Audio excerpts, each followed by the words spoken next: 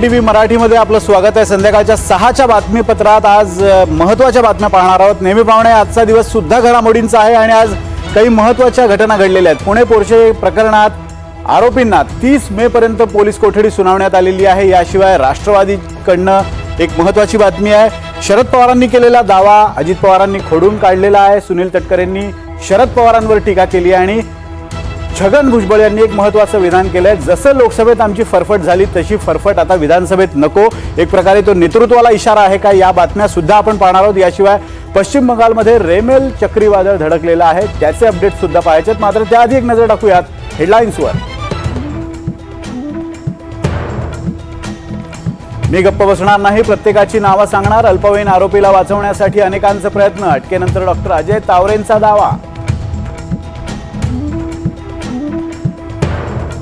Pune Porsche अपघात प्रकरणी ससूनमधील 2 डॉक्टरांसह शिपायाला 30 मे पर्यंत पोलीस कोठडी। डॉक्टरांवर रक्ताचे नमुने बदलल्याचा आरोप तर शिपायावर डॉक्टरांना लाच पुरवल्यानं कारवाई।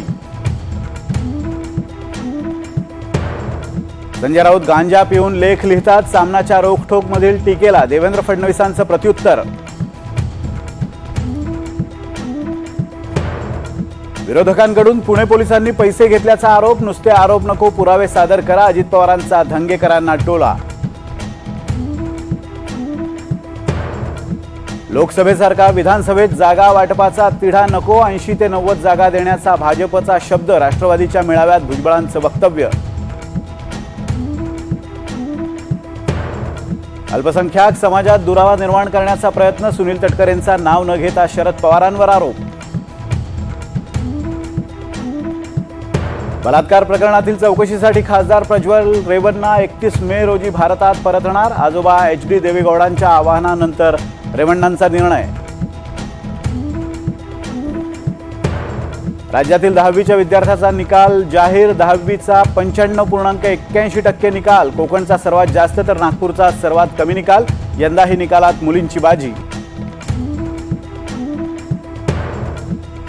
जैसलमेरमध्ये तापमानाचा उच्चांक, 48 डिग्री सेल्सिअस तापमानात भारत पाकिस्तान सीमेवर BSF जवानांची गस्त।